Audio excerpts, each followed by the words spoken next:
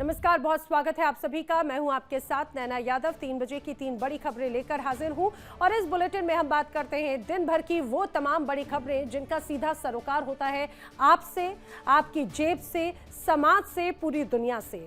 आज क्या है बड़ी खबरें, आइए बताते हैं, करते हैं शुरुआत।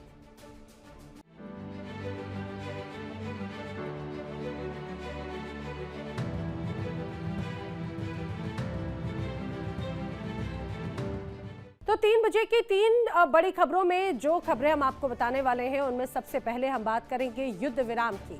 मिडिल ईस्ट में जो तनाव है, ऐसे में युद्ध विराम हुआ। अब सवाल उठने लगे कि इस युद्ध में आखिर किसकी जीत और किसकी हार हुई। वहीं अमेरिका में सियासी भूचाल आया, जिसके बीच डोनाल्ड ट्रंप की कुर्सी पर संकट गहराता जा रहा है। वहीं दुनिया की सबसे अहम समुद्री धुरी हॉर्मुज स्ट्रेट खुलने की खबर से दुनिया के लिए राहत की बात है। और चलिए करते हैं शुरुआत। ईरान अमेरिका के बीच में सीजफायर से जुड़ी हुई बड़ी खबर ये कि पिछले कई दिनों से जारी इस जंग के बाद में आखिरकार फिलहाल फौरी तौर पर राहत मिल गई है। ईरान के सामने डोनाल्ड ट्रंप झुक गए हैं। ईरान की शर्तों पर समझौता हुआ है। 2 हफ्तों का सीजफायर फिलहाल हुआ है, इसीलिए इसे हाफ सीजफायर कहा जा रहा है।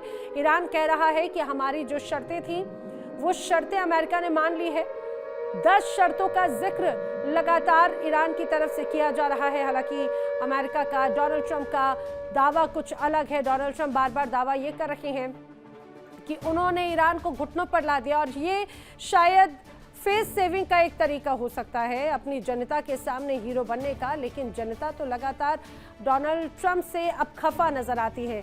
लेकिन इधर अमेरिका, इजराइल और ईरान के बीच में 40 दिनों का जो युद्ध रहा वो बहुत विध्वंसक रहा। 40 दिनों से जारी इस जंग के बाद में आखिरकार पूर्ण विराम ना सही, लेकिन कुछ समय के लिए पॉज जरूर लगा है।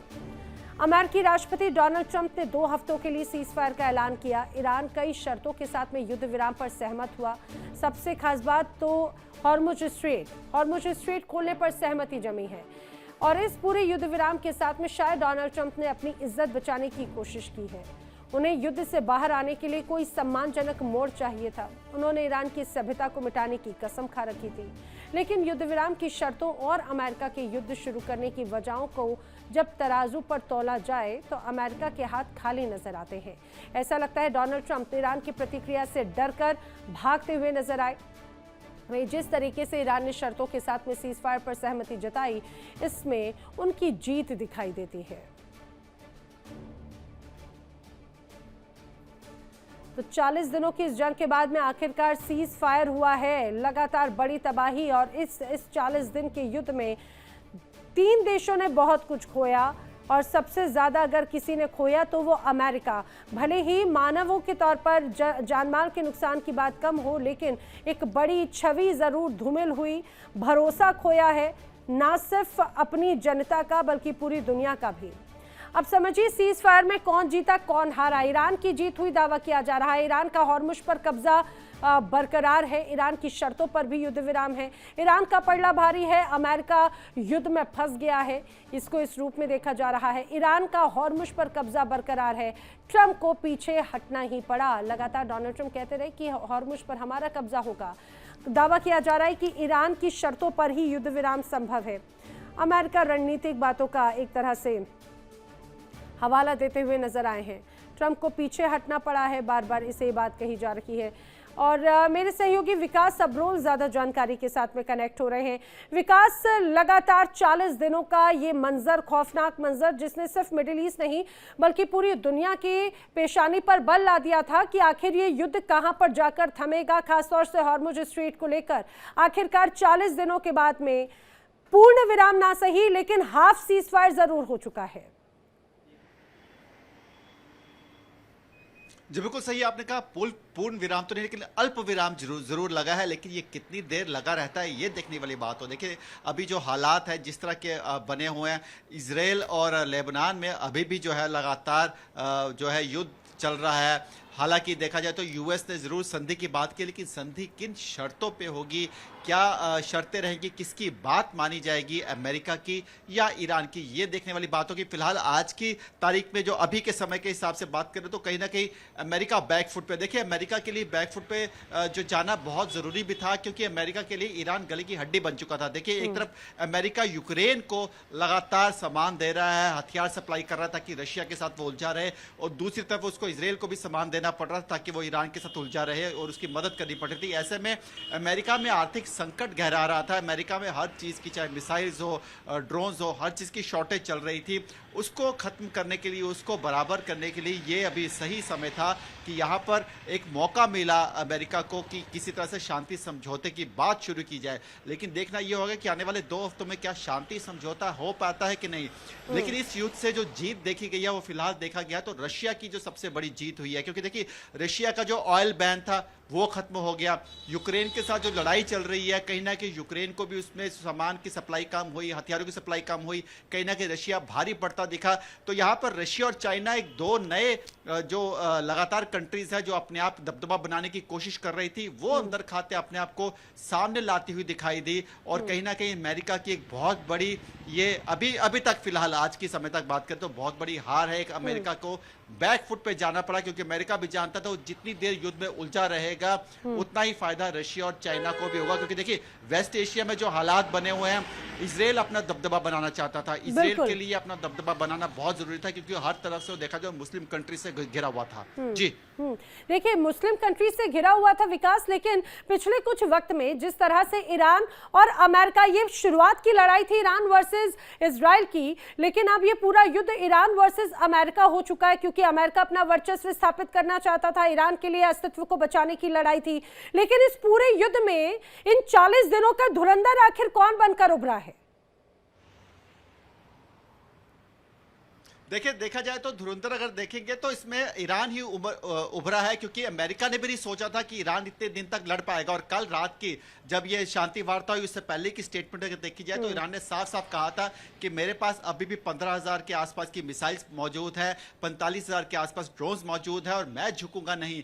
ईरान के लोग कहीं ना कहीं मानव श्रृंखला बनाकर उन प्लांट्स पर खड़े हो गए, चाहे वो ऊर्जा के प्लांट्स हो, चाहे वो बिजली के बड़े बड़े प्लांट्स हो, वहां पर खड़े हो गए ताकि अमेरिका वहां पर हमला न कर पाए। तो देखा जाए तो कहीं ना कहीं अमेरिका अब फंस चुका था, उसके लिए ईरान गले की हड्डी बन चुका था। क्योंकि देखिए वो इजराइल का साथ तो दे रहा था, क्योंकि इजराइल जो है कहीं ना कहीं अमेरिका के साथ जुड़ा है, लेकिन उसके लिए अब मुश्किल हो रहा था इस युद्ध से बैक ऑफ करना। ऐसे में अमेरिका को बैक ऑफ करने का एक मौका मिला, क्योंकि कल रात को ही तेहरान जो टाइम्स की तरफ से जो खबर, क्योंकि वह ईरान का स्पॉन्सर्ड चैनल है, उसने साफ ही कल रात को खबर दे दी थी 11 बजे के आसपास कि बैकडोर में और डिप्लोमेटिक बातें चल रही हैं, शायद शांति समझौता हो। क्योंकि कहीं ना कहीं अमेरिका भी चाहता था शांति समझौता, और अमेरिका को भी थोड़ा जो एक सांस लेने का समय चाहिए था ताकि वो अपने आप को एक बार फिर से इकट्ठा कर सके, अपने हथियारों को एक बार फिर से जमा कर सके, ताकि जो अपनी एक हुकूमत वो बनाना चाहता है उसको कायम रख सके। लेकिन कहीं ना कहीं एक बहुत बड़ी साख को बट्टा लगा है अमेरिका की, और आने वाले समय में लेकिन ये देखना होगा कि 2 हफ्ते के अंदर किस तरह से आपस में शांति समझौता होता है और शांति समझौते की क्या शर्तें रहती हैं, उसमें कौन भारी पड़ता है, ईरान या अमेरिका, ये देखने वाली बात होगी। उसके बाद ही ये चीज़ क्लियर हो पाएगी कि इस युद्ध का निर्णायक विजेता कौन रहा है। ठीक है विकास, हमारे साथ जुड़ने के लिए आपका शुक्रिया। लेकिन जिस तरह से अभी हालात हैं, डोनाल्ड ट्रंप के लिए फेस सेविंग की परिस्थितियां थी, लेकिन क्या ये फेस सेविंग या ये जो युद्ध विराम अभी हुआ है टेम्परेरी, क्या उन्हें बचा पाएगा अपनों की नाराजगी से? क्योंकि उनके अपने तो बहुत ज्यादा नाराज हैं। जी हाँ, बड़ी खबर यह है कि ईरान जंग पर अब डोनाल्ड ट्रंप घिर चुके हैं। बड़ी खबर, अमेरिका में जमकर विरोध का सामना कर रहे हैं डोनाल्ड ट्रंप। चुनाव का इंतजार नहीं कर सकते। लोग कह रहे हैं कि डोनाल्ड ट्रंप को पहले जाना होगा। मिड टर्म इलेक्शन है अमेरिका में, लेकिन मिड टर्म इलेक्शन तक भी अब डोनाल्ड ट्रंप को कोई झेलना नहीं चाहता। डोनाल्ड ट्रंप इतना ज्यादा सरदर्दी बन चुके हैं अमेरिका के लोगों के लिए, अपनी उलझुल नीतियों की वजह से, अपने ये कहा जाए अनस्टेबल बिहेवियर की वजह से, अनस्टेबल तमाम डिसीजंस की वजह से अब लोग बहुत ज्यादा नाराज हैं। पिछले कुछ वक्त से कई बड़े प्रदर्शन और विरोध का सामना डोनाल्ड ट्रंप को करना पड़ा है, न सिर्फ आम जनता का बल्कि अमेरिकी विपक्ष का भी। अमेरिका की सियासत में फिर बड़ा तूफान आता हुआ नजर आ रहा है। डोनाल्ड ट्रंप पर कई गंभीर आरोप लगे, विवादित बयान वो देते रहे, लेकिन इसके बाद अब उन्हें पद से हटाने की मांग तेज हो चुकी है। डेमोक्रेटिक सांसद कह रहे हैं कि ट्रंप का व्यवहार अस्थिर और खतरनाक है और अगर 25वें संविधान संशोधन के तहत कार्रवाई नहीं हुई तो ये राष्ट्रीय सुरक्षा के लिए बड़ा खतरा बन सकता है। डेमोक्रेट सांसदों ने जोर देकर कहा कि ट्रंप की धमकियों को गंभीरता से लिया जाए। कैलिफोर्निया की कांग्रेस सदस्य इल्हान उमर और रो खन्ना ने बाकायदा ये कहा कि 25वें संशोधन को लागू किया जाए और डोनाल्ड ट्रंप को पद से हटा दिया जाए, क्योंकि वो उनका पद पे रहना अमेरिका के लिए और पूरी दुनिया के लिए बहुत गलत होगा। सीधे रुक कर लेते हैं, मेरी सहयोगी रितु सिंह जुड़ रही हैं न्यूज रूम से। रितु, भले ही फेस सेविंग के लिए कहा जाए कि डोनाल्ड ट्रंप ने सीज फायर पर ज्यादा तवज्जो दी, हालांकि वो निकलना चाह रहे थे, लेकिन फिर भी ये फेस सेविंग या युद्ध को अल्प विराम देना भी उनको रियायत देता हुआ नजर नहीं आ रहा है, क्योंकि अपने ही घर में बुरी तरह से विरोध का सामना उन्हें करना पड़ रहा है। और नैना, इसमें मैं एक और घड़ी जोड़ना चाहूंगी, जिसमें आपने जब जिक्र किया है कि यहाँ पर ये फेस सेविंग भी काम नहीं आ रही, क्योंकि अपने घर में ही गिर गए हैं और साफ तौर पर अब ये नजर आ रहा है कि ये जो सीज फायर है उसी का रेपरकशन है, जिसमें हमने वो तस्वीर देखी थी, चाहे वो न्यूयॉर्क हो चाहे वो वॉशिंगटन हो, जहां पर सड़कों पर बड़ी तादाद में लोग इकट्ठा होकर के इस बात का विरोध कर रहे थे कि ये लड़ाई इनिशियली है ही अमेरिका की नहीं, ये लड़ाई इजराइल और ईरान की है, जिसमें खुद अमेरिका कूदा है। अमेरिका ने इसे अपना प्रायोजित, इसे सेल्फ प्रोक्लेम्ड वॉर अपना करार दिया है। अब इसमें एक और कड़ी जुड़ जाती है, जिसमें डेमोक्रेट्स की जो मौजूदगी है वो अमेरिका के भीतर किस तरीके से कहा जाए वो दुरुस्त हो रही थी, वो कहीं ना कहीं अंदर खाने से ही, जैसे कि सियासतों में होता आया है। आप समझेंगे अमेरिका में भी ऐसा ही हो रहा था और मिड टर्म इलेक्शंस में कोई बड़ा बदलाव ना हो जाए और खास तौर पर इस तरीके की तस्वीर ना बन जाए कि उनकी गद्दी खतरे में आ जाए, उनकी सियासत पर कहीं ना कहीं फुल स्टॉप लग जाए, क्योंकि ये कहा जा रहा था इस दफा अगर डोनाल्ड ट्रंप जाते हैं तो दोबारा आना उनके लिए बहुत ज्यादा मुश्किल साबित होगा। और डेमोक्रेट्स जो है वो लगातार घर के भीतर भी घेर रहे थे, इस बात को रख रहे थे कि जो लड़ाई अपनी है ही नहीं, उस लड़ाई को अमेरिका लड़ ही क्यों रहा है, चाहे किसी भी पर्सपेक्टिव पर हो, चाहे न्यूक्लियर प्रोग्राम को लेकर के हो या इसके इतर भी। अगर तमाम कड़ियों को आप जोड़ेंगी ना, आप समझ पाएंगी कि इस वक्त सिर्फ और सिर्फ अमेरिका के लिए, डोनाल्ड ट्रंप के लिए सियासत को सुझाना और खास तौर पर उसे सॉर्ट करना बहुत इंपॉर्टेंट साबित हो रहा है, जैसे कि हमने चर्चाओं में भी देखा था। अब जो हालात नजर आ रहे हैं, वहां की जनता कह रही है कि भाई हम तो मिड टर्म इलेक्शन तक भी झेलने को तैयार नहीं है। डोनाल्ड ट्रंप 1% भी अब लोगों को 1 मिनट भी अब रास नहीं आ रहे, तो क्या अभी जो आसार नजर आ रहे हैं 25वें संशोधन तक की बात कही जा रही है विपक्ष की तरफ से, ऐसा लग रहा है कि डोनाल्ड ट्रंप का ये वाला जो कार्यकाल है मिड टर्म इलेक्शन तक भी पहुंच पाएगा भी या नहीं? बिल्कुल, आपने स्पष्ट तौर पर जब ये कड़ी खोली दी है ना, तो मैं इसमें 2 कदम और आके जाकर इसको आपको बताती हूँ। डेमोक्रेट्स वर्सेस रिपब्लिक, अमेरिका की जो राजनीति है वो बहुत अलहदा है। आप समझेंगी तो आपको समझ आएगा कि यहाँ पर जो इस वक्त सियासत हो रही है, चाहे आप विपक्षी नेताओं को लेकर के उनके कॉल को देखिए, और इस वक्त आपने एक और चीज नोटिस की होगी, जब ये during the crisis, during this war, एक चीज जो सबसे स्पष्ट रूप में सामने आई थी कि उन्होंने अपने अधिकारियों को खुद से हटाना शुरू कर दिया था जो डोनाल्ड ट्रंप के अगेंस्ट बोल रहे थे। ये सबसे ज्यादा इस वक्त कहा जाए डोनाल्ड ट्रंप के लिए सिरदर्द बना, क्योंकि आप अपनी नीतियों को घर के भीतर ही सवालों के घेरे में ला रहे थे, क्योंकि आपके खिलाफ अगर कोई आवाज उठा रहा है आप उसे सिरे से नकार रहे हैं, आप उसे कह रहे हैं कि वो उस पद के लिए एक्सपीरियंस नहीं है, अनुभवी नहीं है। आपने उन तमाम रेजिग्नेशंस को लेकर के भी तस्वीर देखी होगी, अधिकारियों जो टॉप शीर्ष लेवल पर जो अधिकारी थे उन्हें हटा दिया गया, यानी कि स्पष्ट रूप में ये जो उनके कृत्य थे कहीं ना कहीं इस बात को प्रमाणित करते हैं कि चाहे जैसी भी खींच ईरान को लेकर के हो, कि ईरान इतना कॉन्फिडेंटली जवाब दे रहा है, ईरान इतनी कहा जाए कॉन्फिडेंटली हर एक हमले का पलटवार कर रहा है, यानी कि स्पष्ट रूप में देश के भीतर ही इसको लेकर प्रॉब्लम। ऋतु, और इस पूरे युद्ध के साथ में अपने बड़ी अर्थव्यवस्था को तो बट्टा लगा ही दिया डोनाल्ड ट्रंप ने, और सबसे खास बात ये कि सिर्फ ईरान के साथ का ये जो युद्ध है सिर्फ वो ही नहीं, पिछले कुछ वक्त से चाहे बात इमिग्रेशन पॉलिसीज हो, चाहे बात वेनेजुएला को लेकर लिए गए एक्शंस हो, कभी ग्रीनलैंड को धमकी देने की बात हो, यूक्रेन के राष्ट्रपति को कुछ भी उलझुल कह देना, अब इस पूरे युद्ध के बीच में भी उन्होंने जिस रूप में जिन शब्दों का इस्तेमाल किया, तो वो परिस्थिति में एक तरह से आग में घी डालने का काम डोनाल्ड ट्रंप के इन बयानों ने कर दिया है। तो ऐसा लगता है कि अगर डोनाल्ड ट्रंप घिर रहे हैं तो खुद उन्होंने पत्थर पर जाकर पैर मारा है। एब्सोल्युटली नैना, और ये सबसे इंपॉर्टेंट हो जाता है क्योंकि आप समझेंगी अगर इस वक्त जियोपॉलिटिकल डिप्लोमेसी के टर्म्स में इसे देखा जाए तो आपने खुद अपने पैर पर कुल्हाड़ी मारी है, क्योंकि इससे पहले वेनेजुएला के केस में आप याद कीजिए, वहां पे मादुरो को कैप्चर करना, उन्हें होस्टाइल बनाकर मारे लागो ले जाना, वहां से प्रेस कॉन्फ्रेंस करना, ये दिखाता है कि ये आपकी डिप्लोमेसी को सीधे सीधे बड़े सवालों के घेरे में खड़ा करती है। चाहे ग्रीनलैंड को लेकर बड़े दावे हो, और आने वाले समय में ईरान के बाद ये भी सवाल उठ रहा था कि इराक जैसा हाल क्या क्यूबा का भी होने वाला है, क्योंकि वहां पर भी अगर कहा जाए जो सवाल बड़े बड़े खड़े किए जा रहे थे ड्रग्स को लेकर, नार्को टेररिज्म को लेकर, क्यूबा को भी उस घेरे में लाने की कोशिश डोनाल्ड ट्रंप की थी। लेकिन इस दफा जो है ईरान ने आंखों में आंखें डालकर इस तरीके से जवाब दिया कि कहीं ना कहीं उन्हें मजबूर होकर यू टर्न लेना पड़ा है, दबे पांव पीछे हट गए हैं, क्योंकि घर के भीतर भी कहीं ना कहीं स्थिति बहुत ज्यादा अच्छी नहीं है। पॉपुलैरिटी रेट -17 पहुंच चुकी है। उनकी जो तस्वीर थी पूरे अगर कहा जाए पूरी दुनिया भर में जो एक आंकलन निकाला जाता है टॉप लीडर्स का, उसमें भी वो लगातार निचले पायदान पर बताए जा रहे थे, उनकी पॉपुलैरिटी गिरती जा रही थी। -17 आप आंकलन लगाइए, एक देश जो कि सुपर पावर है उसका राष्ट्रपति -17 के पॉपुलैरिटी रेट के साथ आगे है, और डेमोक्रेट्स लगातार सवाल खड़े कर रहे हैं, नेटो साथ नहीं दे रहा, देश में लगातार विरोध हो रहा है,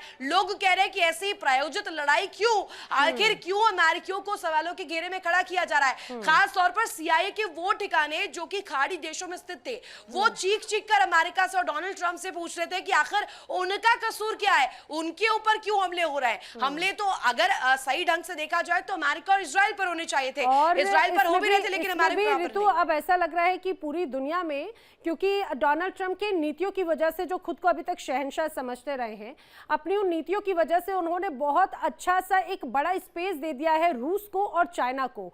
लोगों के मन में भी एक यही बात आने लगी, सुपर पावर अमेरिका पर अब कोई भरोसा नहीं करना चाहता, ना कोई इंटरनेशनल ये कहा जाए कि ट्रीटी यहां पर नजर आती है, नाटो कंट्रीज अब भरोसा नहीं करती हैं अमेरिका पर, इवन जो कभी पुराने साथी थे वो भी भरोसा नहीं कर रहे हैं। और हथियारों के नाम पर जिस तरह से पूरी दुनिया में इस जंग में जो बड़ी तस्वीर नजर आई, तो अमेरिका से कई गुना ज्यादा आगे निकल चुके हैं रूस और चाइना।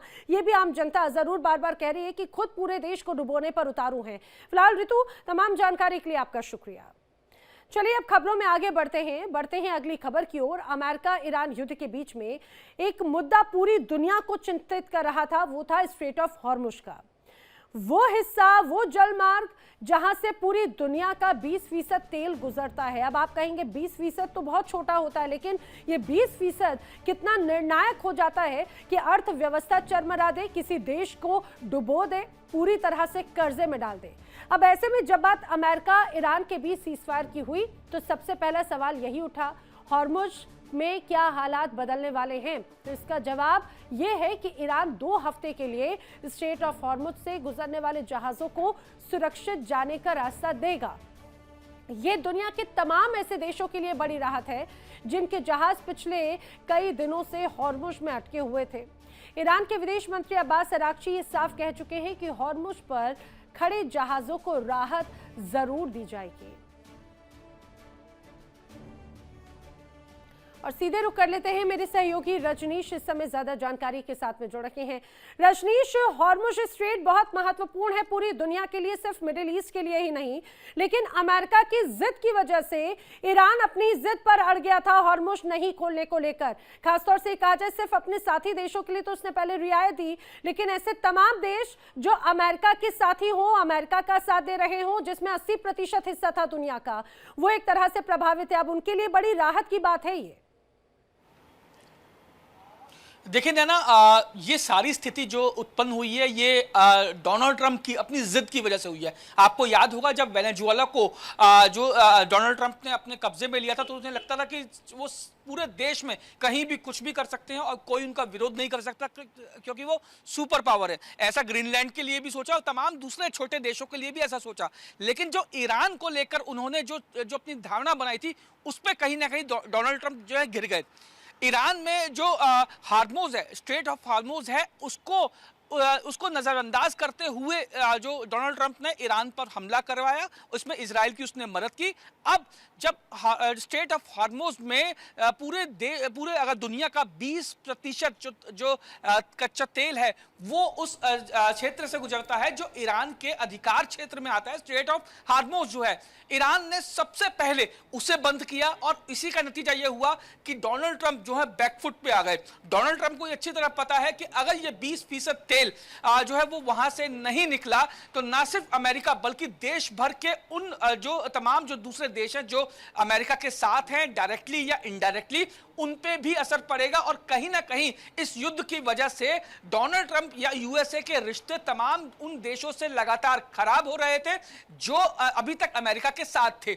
अब जब ईरान ने और जो डोनाल्ड ट्रंप ने सीज फायर का ऐलान किया है 2 सप्ताह का ये सीज फायर है, तो इन 2 सप्ताह के बीच ईरान ने ये कहा है कि वो स्ट्रेट ऑफ हार्मोज की जो रेखा थी जो उसे बंद किया गया था उसे खोल देगा और वो जो 20% तेल है वो उन देशों तक पहुंचेगा जिन देशों का उस स्ट्रेट ऑफ हार्मोज में जो शिप खड़े हुए हैं उनको जाने का रास्ता देगा, उनको किसी तरीके से रोक टोक नहीं होगी। अब सबसे बड़ा सवाल यह उठता है कि क्या इजराइल, क्योंकि डोनाल्ड ट्रंप ने सीज फायर का ऐलान किया अपने सोशल मीडिया और जो हैंडल है एक्स उस पर आधिकारिक जानकारी साझा की है कि 2 सप्ताह के लिए सीज फायर का ऐलान किया गया है।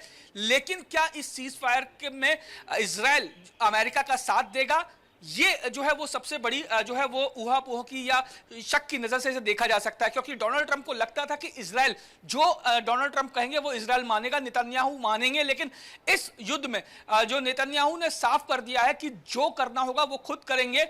डोनाल्ड ट्रंप जहां तक जो शुरुआती दौर में उन्होंने डोनाल्ड ट्रंप की जब बात जरूर मानी, लेकिन अब जो नेतन्याहू है वो डोनाल्ड ट्रंप को भी दरकिनार करते हुए अपनी लड़ाई खुद लड़ रहे थे ईरान के साथ। सबसे बड़ा सवाल ये होता है कि अब जो ये 20% तेल जब बाकी देशों तक पहुंचेगा तो जाहिर तौर पे जो अर्थव्यवस्था चरमराने वाली थी आने वाले दिनों में उसको कुछ ना कुछ राहत मिलेगी। और 10 तारीख को जब इस्लामाबाद में जो अमेरिकी जो प्रतिनिधित्व है उनकी जो है मीटिंग होगी पाकिस्तान के इस्लामाबाद में इस सीज फायर को लेकर और आगे किस तरीके से बढ़ना है, इस सीज फायर को कंटिन्यू करना है या फिर कौन से स्टेप्स दूसरे लिए जाएंगे, जो 10 शर्तें इजराइल ने अमेरिका के सामने रखी है उन शर्तों पे कितना आगे बढ़ा जा सकता है, ये 10 अप्रैल को इस्लामाबाद में जब मीटिंग होगी तो डिसाइड होगा। उसके बाद ये साफ हो पाएगा इस मीटिंग के बाद कि क्या ये युद्ध आगे बढ़ेगा या फिर जो 2 सप्ताह का सीज फायर का ऐलान किया गया है ये परमानेंट सीज फायर होगा। लेकिन अभी ये तारीख तय जो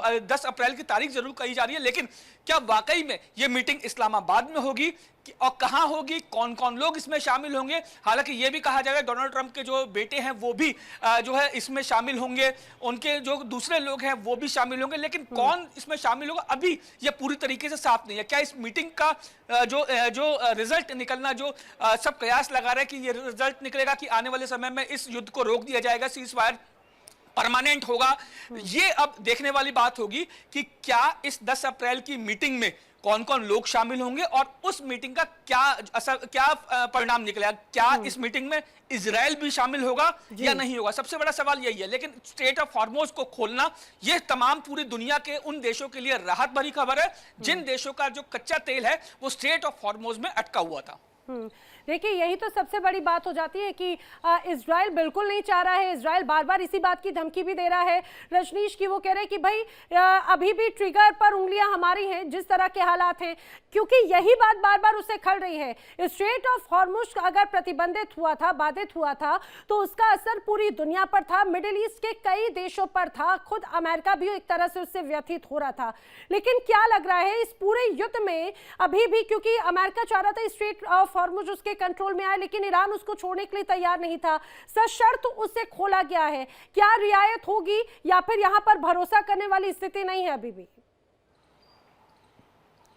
देखिए, जो अमेरिका ने इस दौरान जो वेनेजुएला के बाद जिस तरीके का रुख अपनाया था, उसके बाद अमेरिका ने अपनी विश्वसनीयता पूरे देश में खोई है।